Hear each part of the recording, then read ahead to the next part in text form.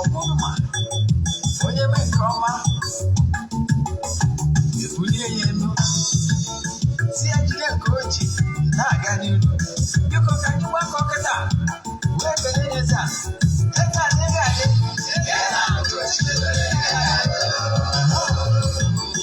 eze a Ugochi tubelu nwoke ọma na Oraifite ị ga-adị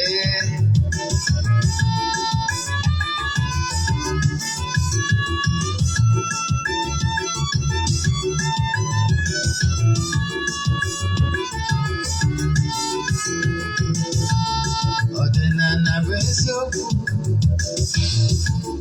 ọdịnala bụ ụzọ ndụ ị ma na o nwere olu na-eti mkpu na-asị ụmụ Igbo chigharịa ụmụ Igbo chigharịa kwa mbọsị ọ na-eti n'ụtụtụ n'abalị ọ nọ na nkụzi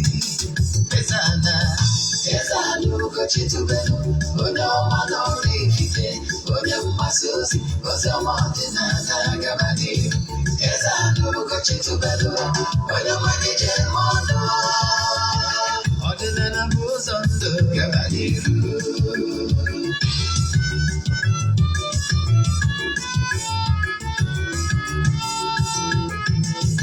Eze-Ana Ugochi tubelu onye ọma na Oraifite onye mgbasa ozi ọma ọdịnala gaba n'ihu Eze-Ana Ugochi tubelu onye nwere njem ọnụ ọdịnala bụ ụzọ ndụ gaba n'ihu Eze-Ana ga-adị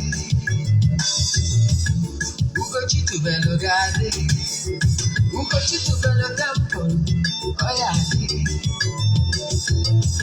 maka na eziokwu anwa chacha ndị ụka eriga anyị fọdụ mba gị ndị oche eri anyị fọdụ mba gị fọdụ asịkala aka ụgọrị ụmụ Igbo si anyị rapụ nke anyị na nke feka mma buru Baịbụl bịa akwụkwọ akụkọ wetekwa chọọchị fa obodo ụka bịakwa mmanụ Ugochi tubelu kwere ekwe Eze-Ana si na ọma mme ọdịnala ọmanwụ chacha oge ọbụla ọ na-eti ọ nọ na nkụzi Chukwu abịa ma gbaa gị ume ọdịnala ya dị Eze-Ana Ugochi tubelu onye ọma na Oraifite onye mgbasa ozi ọma ọdịnala gaba n'ihu ụtụtụ ọma na ụmụ ọdịnala Igbo anyị abịakwanụ n'oge awa nke eziokwu oge anyị ji awa eziokwu niile agba nke ọ bụ mụnwa Ogbuefi Eze-Ana Ugochi tubelu na Oraifite na-anọ n'isi ya oge awa nke eziokwu bụ oge anyị ji etiwe aka oyibo nsogbe maka ndị ọ bụ tata bụ izi ha na-afụ m afọ m bụ Ogbuefi Eze-Ana Ugochi tubelu Oraifite echiri m ọzọ Eze-Ana abụ m onye isi nchụaja na Ugochi tubelu ọdịnala tempụl anyị na-agba afa miri emi lụkwazị ọrụ mmụọ dị iche iche abụkwazị m onye isi nchụaja na ọdịnala Restoration Prayer Ministry bụrụkwazị onye mgbasa ozi ọdịnala Igbo.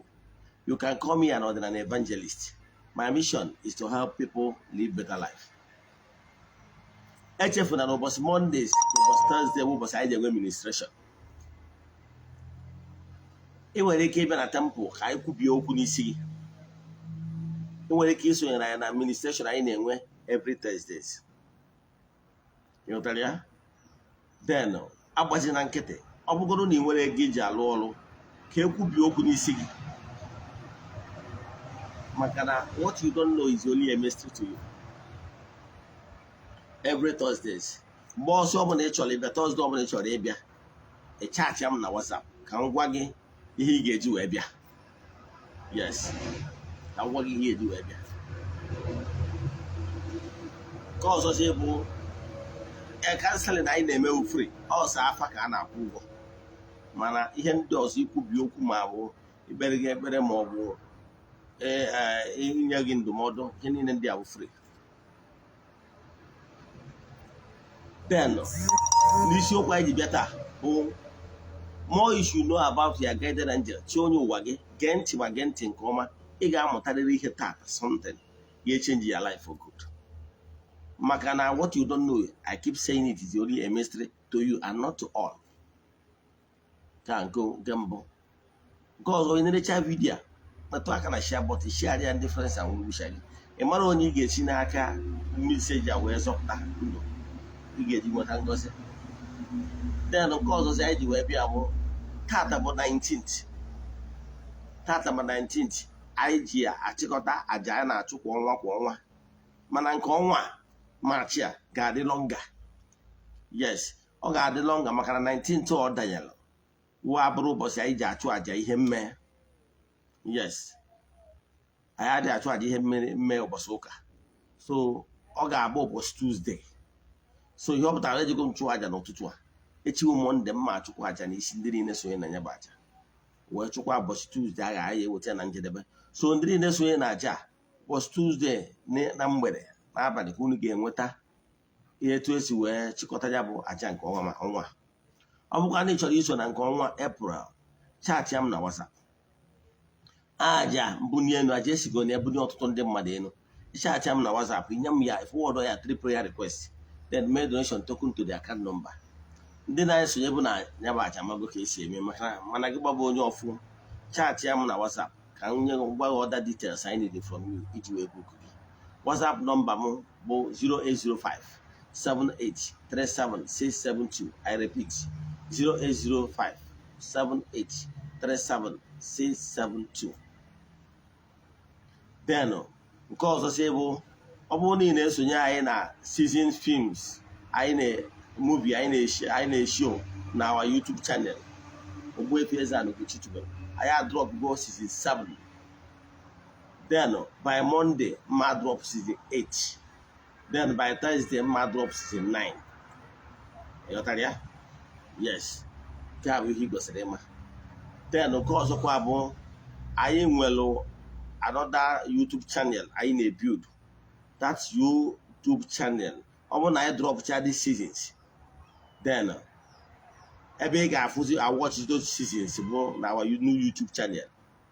And the HF Kwada, then were other movies by this month and then I'm going to shoot it. I gave you shoot be.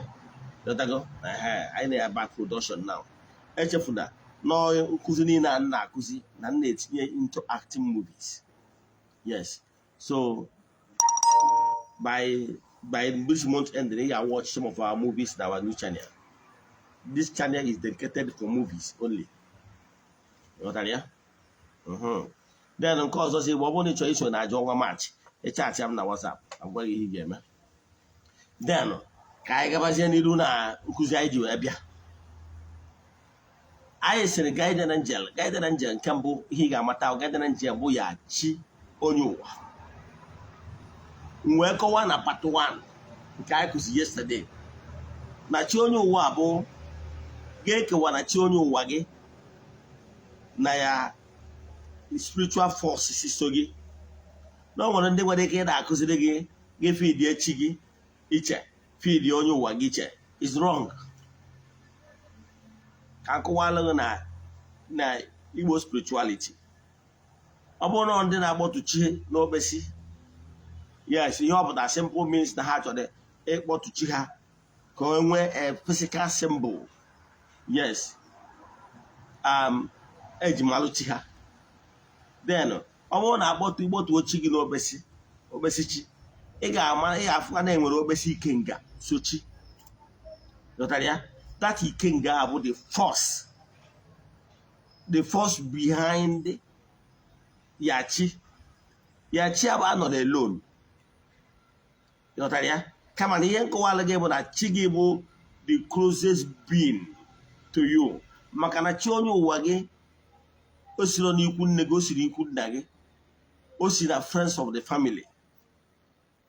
In some cases, when most of the time, so all people in well something bond with. So Maki here, here we go. Physical attachment to you. How the closest being. Assuming like mama, oh my grandfather, well normal. Now, for being my grandfather alone, I will go personal bond. Now,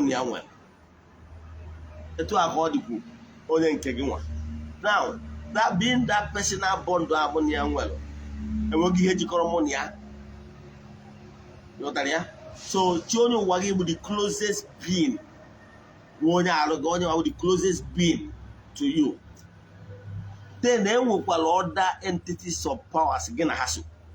Onya mataron de bego na temple obunde I want to go to Chiha. Gara aghọta ihe anyị na-ekwu.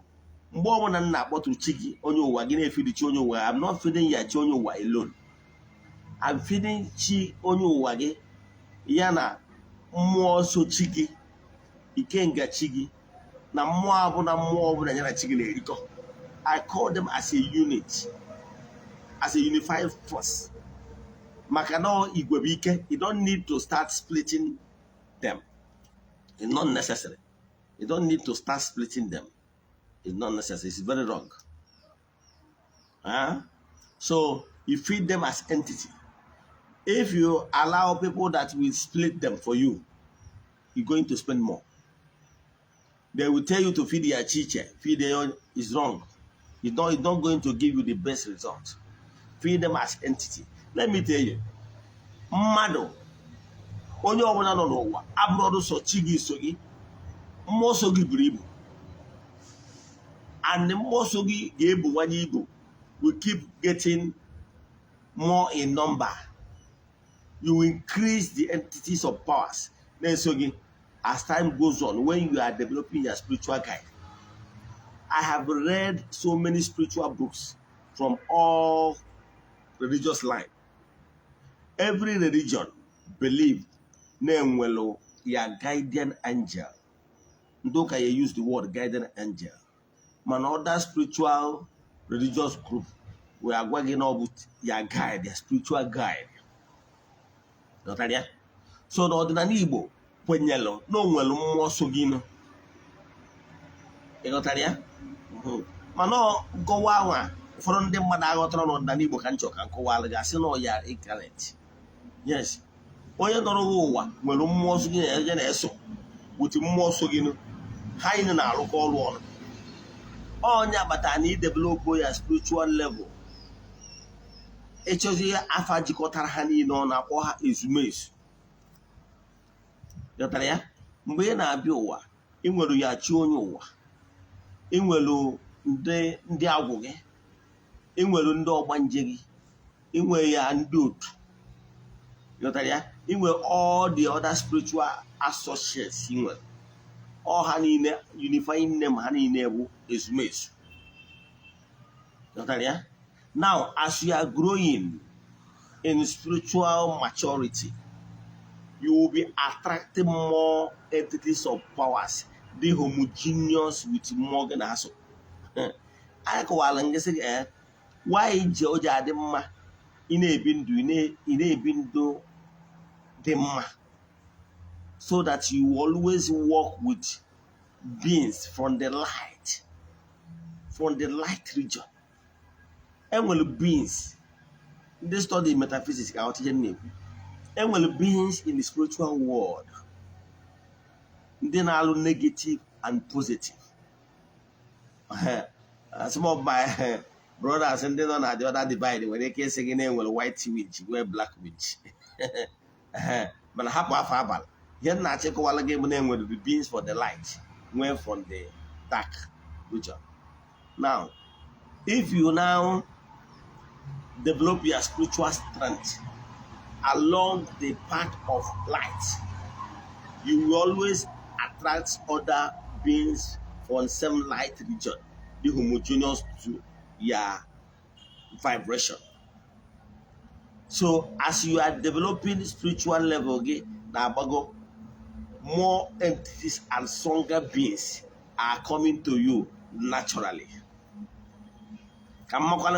Ndị ma nkụzi mana nna ala aka ihe ọmụmatụ etu ihe nọkịta ị na-eneme anya etu ihe onwere onye bụ in the society ọkwa eziokwu mụ na gị etu anụ enwere m security, enwere m physical security na-aga ede m, yes, mana for any reason ọ bụrụ na nsecure a political post, yes, I will be entitled to some security details. Depending on the number of those security details depends on the position I'm occupying. It will interest you to know that some of these our governors, if you see them as going, you know one army general, because battalion carry. Only governor one day buff inside the motor there about come is your 20 that could go by envoy, convoy, and security details. I carry you got so mana amana as governor or the governor saying now they move with this large number of security details. Believe in me, commissioner will not move with the same number. You understand? AMSEC will not move with the same number. A judge might not move with the same. We can also full ADC area. The two according to president. You know, as Ken Abogo, Ken are the more entitled to more security details. I will only captain will eat your full soldier boy, black area. Manambe Wami General. Mmadụ edidere egwa gị na ya be nna gị nwere ike ndị amị na-aba na-echi n'ebe ibi agwakwa ndị ga na-eche gị ị na-eme travel mgbe ndị ga na-eche edughị aga jeneral ka ịwụ ịghọtara ya mana enwere ndị wu jeneral na mmụọ enwere ndị wu field marshal na mmụọ enwere ndị wu captain na mmụọ enwere ndị wu WO1 nwere ndị wu WO2 nwekwara onye wu the private last corporal etu aka ọ dị.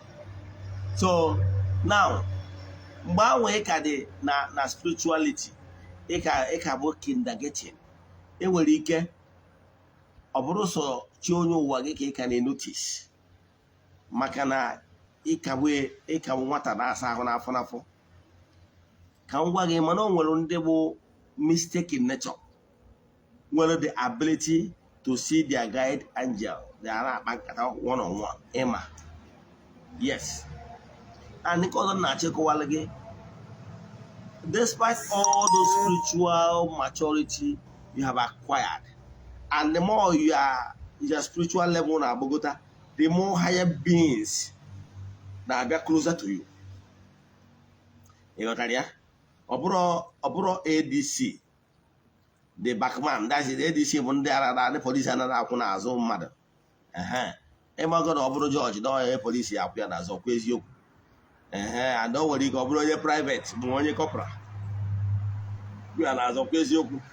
Man, I want Mr. President. He have no army. And don't know where he can rank you from major up. You got that? To accord in I don't come with him or Marga. As you are developing, and with other beings, attract to you. You got that? Some attracted beings. Now, in order to guide you because no look matter. Cable and more. You're not a general.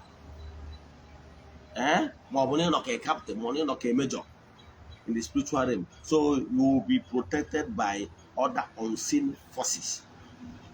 Mana as you are maturing spiritually.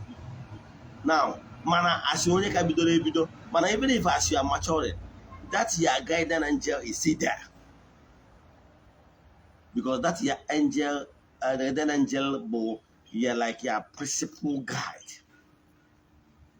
Is the last person to you. And you met your spiritual guide very well. Metiama. Nyamagi nyaka. Ne project your image. Ne project your demand to the spiritual forces. Makana Oma ebage buje ya complain. Oma ebage buje etuage sime ka ihi na-eme. You must carry your chi along. Let me tell you what you are doing that is wrong. Ihe na check wala gị bụ iburu onye ọdịnala. Ọdịnala abụrụ a ga-enwerịrị where you stand. Stop jumping from one dibia to dibia, from one spiritualist to another spiritualist. It will not help you. He na-eme that mindset of Ndoka is better than that. And believe in me, if you don't jump from one dibia to the other, you will get more confused. And at the end of the day, you spend more. And at the end of the day, you are the more confused and you may make progress. All you can do make a spiritual exercise. All you need you may have a spirit of discernment. You is more jama. Onye mmụọ gị na ya nawata your morgan has to have directed to the right person. Then no soon yawa. You that person, we can grow. When I'm when I jump from here to here, at the end of the day, they become more confused. Okay, so here na check wala game. Chiganwa, we need develop with Chiganwa. Now we're proof webe. All here in our confusion for them man na say na aje na bedi bank, yeah, getting yourself more confused. I can tell you. Or whenever you get develop your personal relation with Yachi. Yachi Ganwa. You need to say that on our move from Fundana that too frequent. I wonder. You don't need it. Once you are, unless you are not, you remain stagnant spiritually. You develop your spiritual strength. If you need it, you got it? Because all more gonna balagafa. You got all more. Only we need a consult or balagafa, but more ga consult. And once you are more is making progress, more are there where the capacity either extract some information from the other side, from the medium to you. Onya gosi na more gain all. Creation don't support stagnation. More gain all more ga na-eme ọkpọ enwe ga ọdọkọta etu ọda gị n'obi. It go depend on your man niile nwere o nwere ndị bụ they receive information through their intuition n'obi ha. When they na voice, when they na afụ, when they na-enweta through trance. So whatever message they enweta, o ndị ya wa ọnọgide etu a abịakwute na nlọ si ya je kenda amosu. Onye ya nọkọta abịakwute na nlọ si ya je feed echi ya ma ọ bụ ndị ichi ya. Onye ya wa ọnọgide ọ bịakwute na nlọ si ya nyakwajere ndị mmiri ibu. Ihe ọ ya emedewe ya bụ ọ bụrụ na onye n'obodo oyibo na onye nwe ike imewe ihe ndị a ọ chọọ dibịa na-eji achụ anya bụ aja dibịa eje chụọ ya dosa aja. Stop getting yourself worked up with frequent afa. Understand? O gosiri na anyị ka si ya baby. Ndị mmụọ nọ n'ime gị kwesịrị ịda agaide gị. Ịghọtara ya? Mmụọ nọ n'ime gị kwesịrị ịda agaide gị na-agwa gị mgbe things is wrong. Yes. Ya agwa gị mgbe things is wrong. If not, you keep on seeing yourself and behaving like a baby in the spiritual realm. So mmụọ gị gara agwa gị ka nkọwara gị etu esi azụ a na-azụ mmụọ azụ. Mgbe ezugidoro mmụọ so gị nụ ha manụ yes na you appreciate them. Let me tell you what you will do. Every day ọbụla nwee mgbe iji ekwu agwọ don't allow 24 hours to pass without even we work 5, 10, 15, 20 minutes or more depending on your time. For your spiritual reflection, meditation, and spiritual exercise. Mawaki ya carry chigi na money lebi na haso along. Imesia ya, don't just talking to your chi and your ismezu and walk away. No. After talking to them, he asked them, "Sa kube na ngodi bohanga na megini na egenti." He listened to your inner being. Isolate yourself from maybe the noisy. Etago, then kiwe wiki receive oya umwana agwa gina. If you don't comport yourself and assure the spirit that they are willing and ready to listen to them, believe me, they will never talk to you.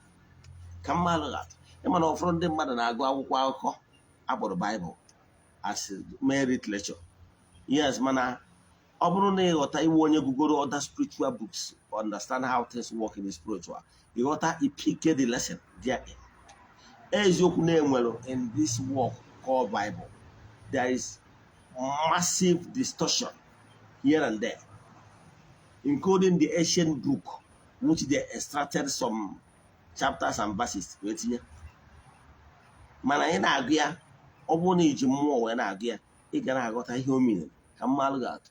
Onye na akwụkwọ Samuel, ị ga-afụ ebe anya kọrọ akụkọ gbasara mgbe Samuel na-asa bụ Eli. Yes, na-asa bụ Eli. Tịka na akwụkwọ Samuel na-asa bụ Eli. Onye nchụaja, nnukwu onye nchụaja, high priest. Wee na-asa bụ Eli, mana ọ ka obere nwa Samuel. Yes. O wee ọnọgide ọnụ afịa ka akpọ ya Samuel. O wee jekwu nna ya ukwu si ya nna m okwu ịkpọrọ m. nna ya ukwu si ya na ya kpọrọ ya mana mmụọ na-akpọ ya okwu mana mmụọ anyị nwere ike izi ya ozi at that point in time because ọ dịbụ spiritually awakened and ready to assimilate to receive that message at that point in time. Ọnọkwa akpọkwa ya okwu o jekwakwa nna ya okwu si ya nna m okwu ịkpọrọ ya nna m okwu si ya na ya kpọrọ okwu ihe a wee kpata nna ya okwu n'obi na o nwekwara ike ọ bụrụ mmụọ na-achọ izi ya ozi o wee sị ya Samuel ọsị ya o wee sị ọ bụrụ na mmụọ kpọọ gị ọzọ ịnụkwa afa gị ọzọ gị respondụọ kwube na nwa odibo gị na-ege ntị talk your servant your humble servant is listening. Ọ bụkwazie that voice kpọkwa ya ọzọ ọ sị kwube na nwa odibo gị na-ege ntị ewezie ya ozi o nwere ihe ị hụrụ o nwere ihe ịpikiri na ihe a mere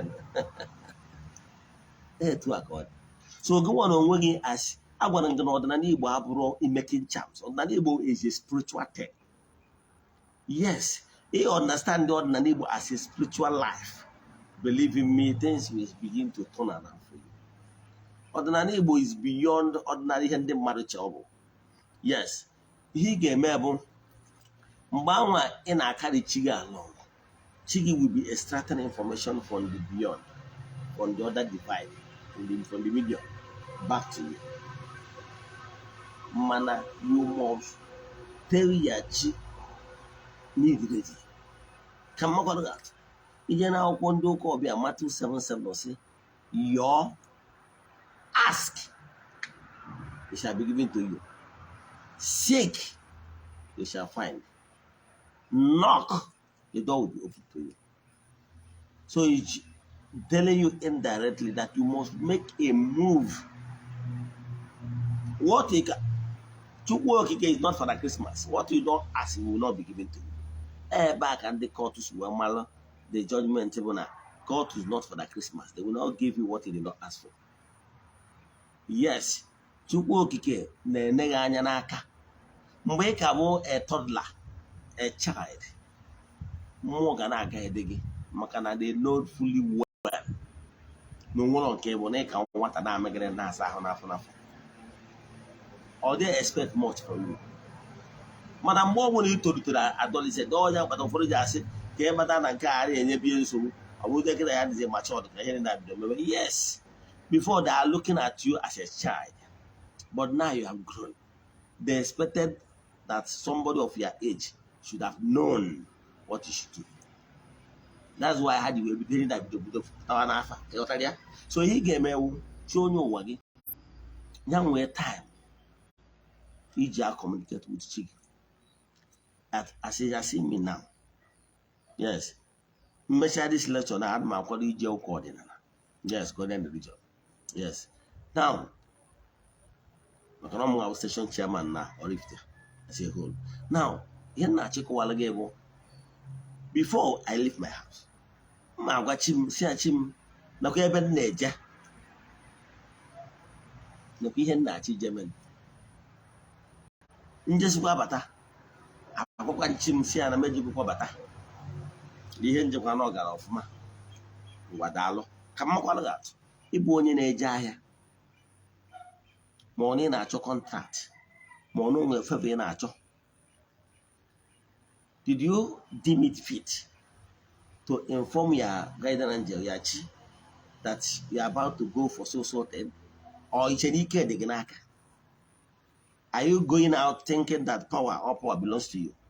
No, let me know.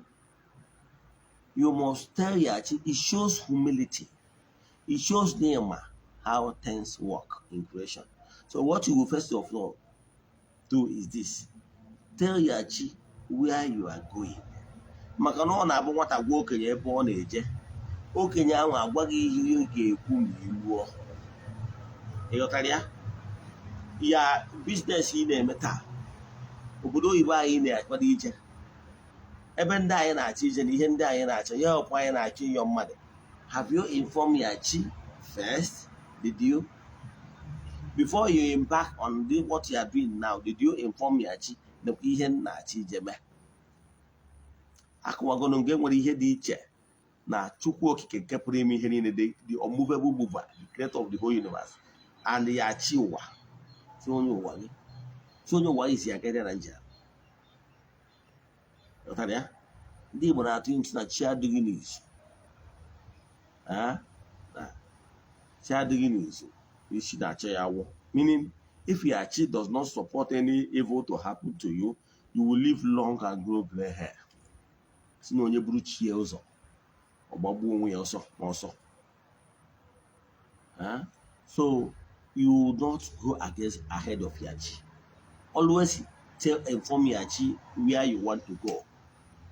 Ọ bụrụ na ijesi abata nweta ọchịchị obi gị isi chi ma ejekwara m na mbatara n'udo na ọṅụ na-enwetakwara m ihe nchọ ma ọ bụ chi m na njekwara na ihe nchọjere m enwetara ya ma na-ekwenyere m wee chi ya aka mma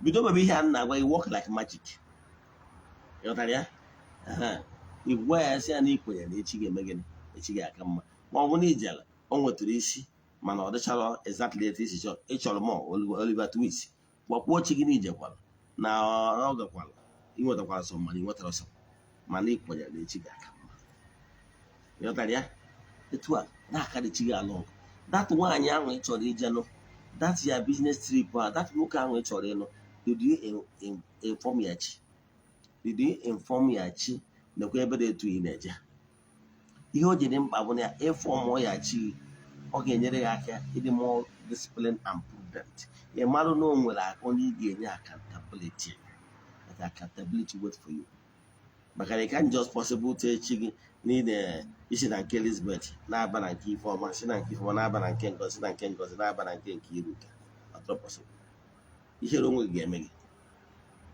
so ụfọdụ ndị mmadụ na-achọ ka engage chi ha n'ihe niile ha na-eme even friendship even somebody want to marry were onye anwa tie chi gị nekwe onye dị etu onye ọ bụ gị ya and once that relationship ends for any reason you guys are not compatible or maybe you can't tolerate the person him or her then jekwa je gwa chi gị si chi m na mụ na onye dị etu adịkwa nsogbu gị na ya nwa na ihe dị etu o si eme na okporosi odidi and na that relationship with him ịghọtara ya then ọ bụkwa na enwere another relationship with people si chi m dekwa onye ọwụ mụ na ya always involve your chi in your personal doings. I'm telling you. Sometimes you na-eje eme ihe n'ike aka gị. Ọ hebazie arụ itibezie chi m egbuo m chi m ifuo. So I want you to go spiritual. Let me tell you, don't allow anybody to tell you na ndị ọcha na-eme spirituality. Is it lie? I have traveled. I can tell you, are you talking about Chinese people? Are you talking about Indians? They don't joke with the gods. They don't. Are you talking about the Europeans? Let me tell you what that is. These people believe in the spiritual activities. Let me tell you, they don't joke with their spiritual exercise. They don't joke with all these things. Some of them are spiritually. Some of them are vegetarian. Some of them are practice one form of spirituality or the other. Let me tell you what you don't know. And there are so many ways to belekat.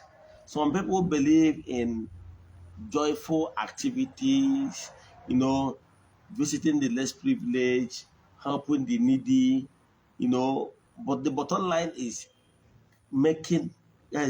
creating joy to some people. You must be a cause of joy to people.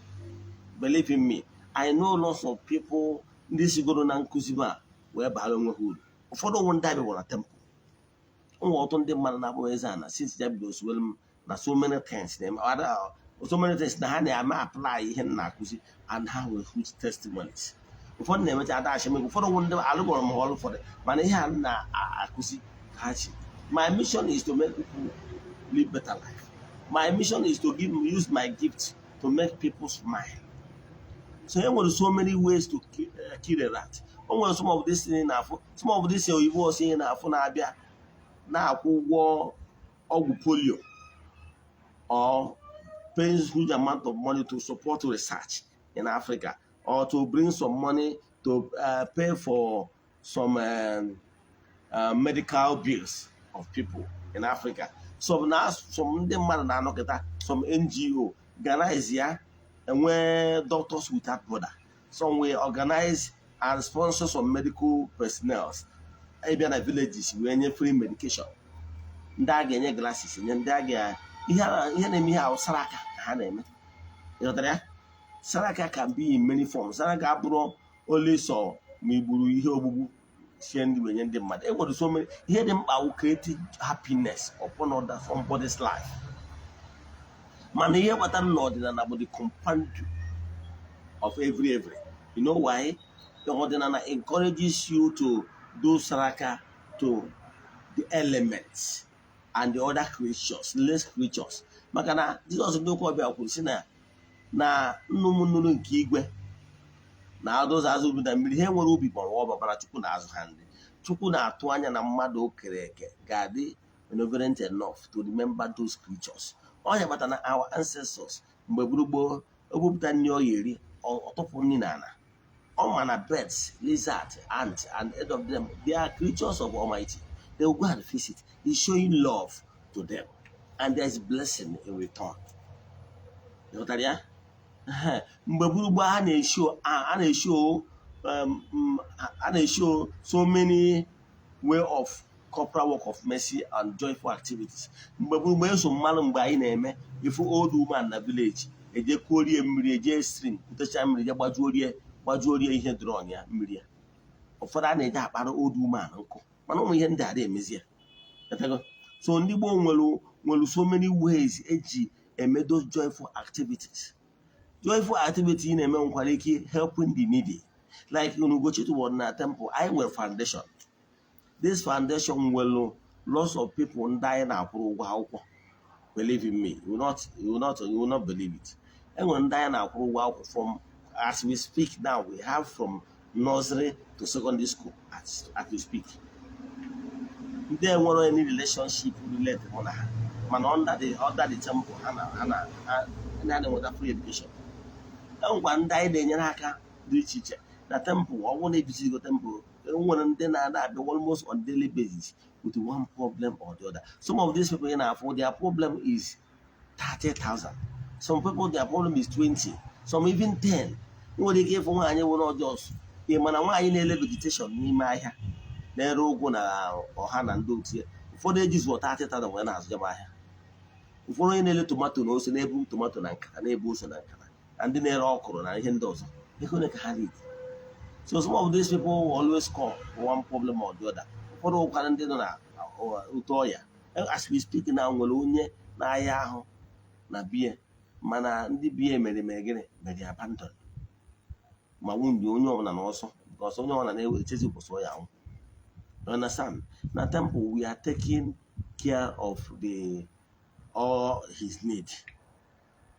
Money, when anything on a money, let money, man, no.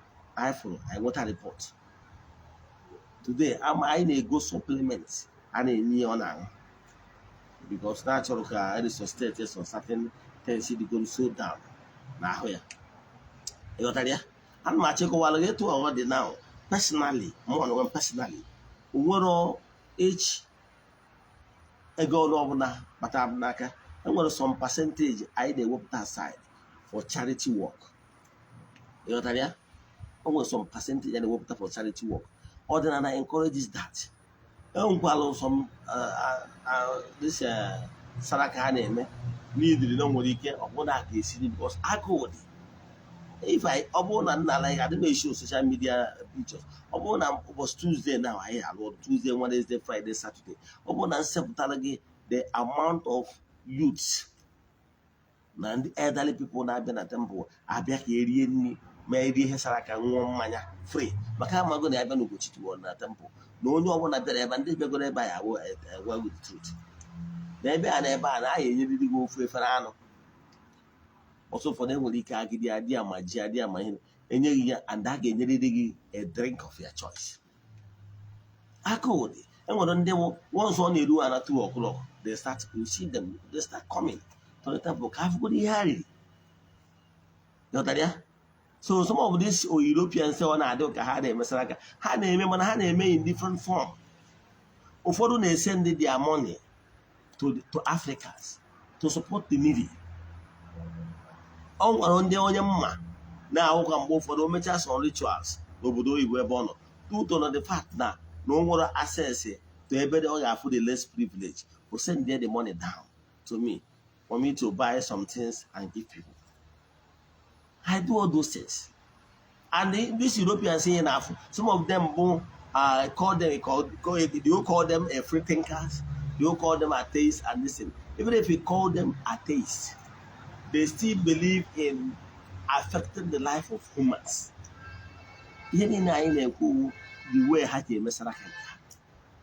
you know, so what is important is how do you affect the life of people around you positively. You understand? Now we need it affected the life of people. Affected the life of people. You understand? Like me personally, I open a pure water factory. Yes, I employ lots of people. I didn't open it because to make more money to myself. No. Man, I'm a no alternative model. I go there or I draw. So for that reason, some of these people, almost the profit that is coming out there, I still use it for charity. That is what is important. So what am I saying in essence is that Masari Basalo Chiki, Maluki Gesi, try Yakia, go no charity, in a charity. Now charge it to Obuna. Obuna even no Abrebe got you at. You can send it to any person on a trust or any organization on a trust for more sharing to people. What is it? The blessing will still flow back to you. The blessing will still flow back to you. The most important thing is they are encouraging along. In a meeting there, the karma beings are there, taking notes. In a wave, the wave of faith is there, taking note of all those things. And believe in me, any good thing you do to better the life of other people, believe in me, nature will still bless you, pay you back in multiple fold. The way they try.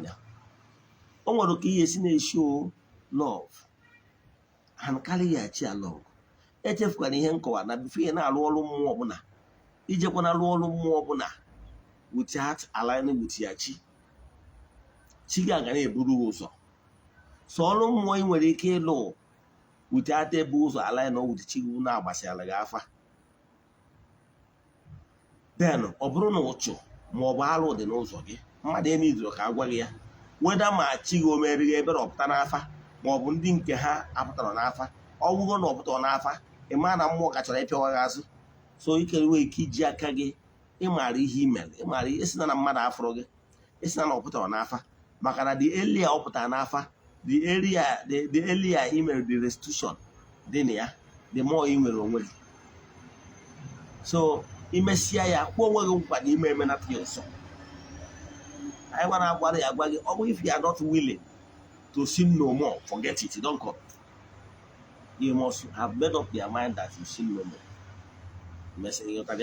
You could see it to the man is sin no more. Then it's out.